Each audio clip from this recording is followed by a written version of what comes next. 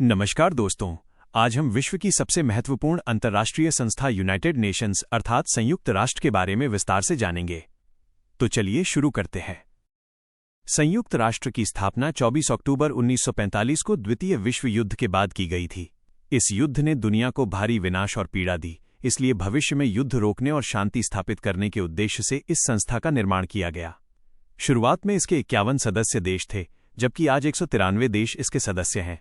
संयुक्त राष्ट्र का मुख्यालय न्यूयॉर्क सिटी में स्थित है।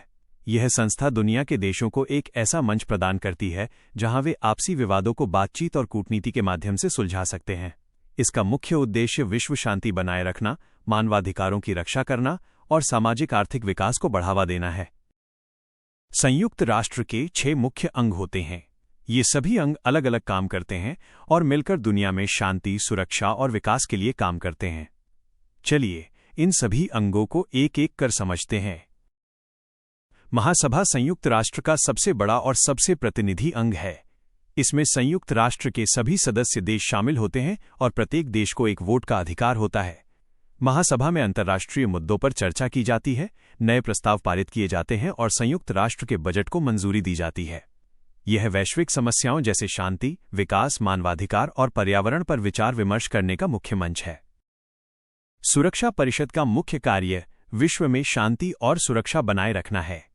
इसमें कुल 15 सदस्य होते हैं, जिनमें 5 स्थायी सदस्य और 10 अस्थायी सदस्य होते हैं।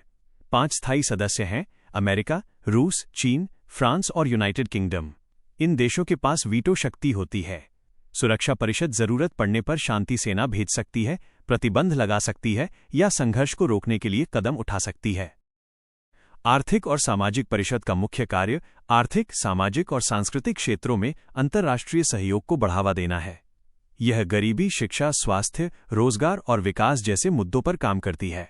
संयुक्त राष्ट्र की कई एजेंसियां इसी परिषद के माध्यम से काम करती हैं। अंतर्राष्ट्रीय न्यायालय देशों के बीच होने वाले कानूनी विवादों को सुलझाता है।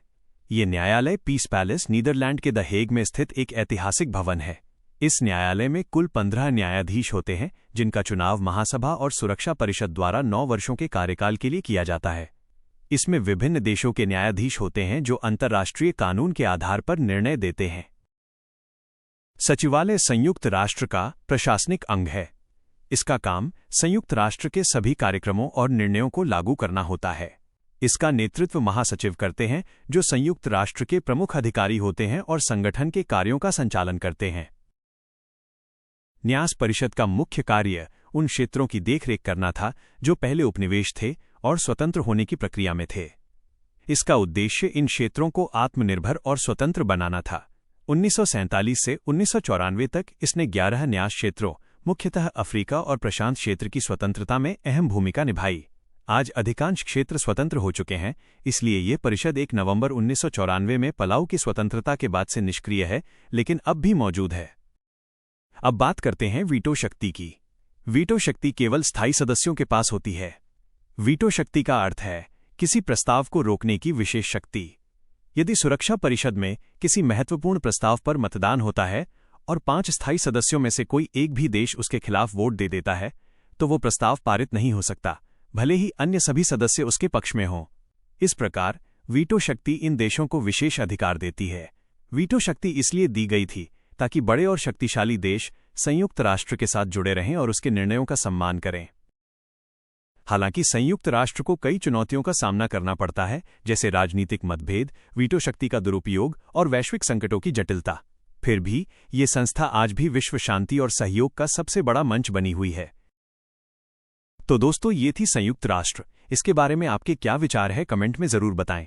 अगर वीडियो आपको अच्छा लगा हो तो इसे लाइक करें, अपने दोस्तों के साथ शेयर करें और ऐसे ही ज्ञानवर्धक वीडियो देखने के लिए चैनल को सब्सक्राइब करना बिल्कुल न भूलें। मिलते हैं अगले वीडियो में एक और नए विषय के साथ। तब तक के लिए धन्यवाद।